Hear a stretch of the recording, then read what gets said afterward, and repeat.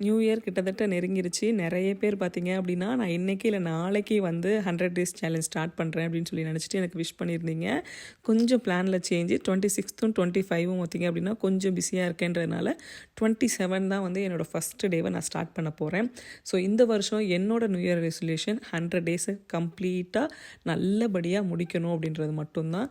Plus பார்த்தீங்க அப்படின்னா இந்த 100 டேஸ் அப்படியே லைஃப் லாங் ஒரு ஹெல்தி ஹேபிட்டாக மாற்றணும் அப்படின்றது மட்டும்தாங்க.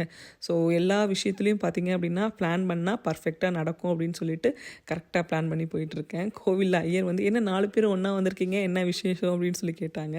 விசேஷம்லாம் ஒன்றும் இல்லை, 4 பேருக்கும் ஹாலிடே, ஸோ வீட்டில் இருந்தோம், ஸோ அதனால் கோவிலுக்கு வந்தோம் அப்படின்னு சொல்லி சொன்னோம். எப்பயுமே பார்த்தீங்க அப்படின்னா வெட்டிங் டே இல்லை பர்த்டே அந்த மாதிரி இருந்தால் மட்டும்தான் 4 பேரும் ஒன்றா கோவிலுக்கு போவோம். இல்லை அப்படின்னா தனியாக நான் மட்டும் போயிட்டு சாமி கும்பிட்டுட்டு வர மாதிரி இருக்கும், இல்லை அவங்கள மட்டும் போயிட்டு வர சொல்லுவேன். ஸோ இந்த மாதிரி தான் வந்து பசங்க வளர்ந்ததுக்கப்புறம் எல்லாமே கம்ப்ளீட்டாக அப்படியே மாற ஆரம்பிச்சிருச்சு.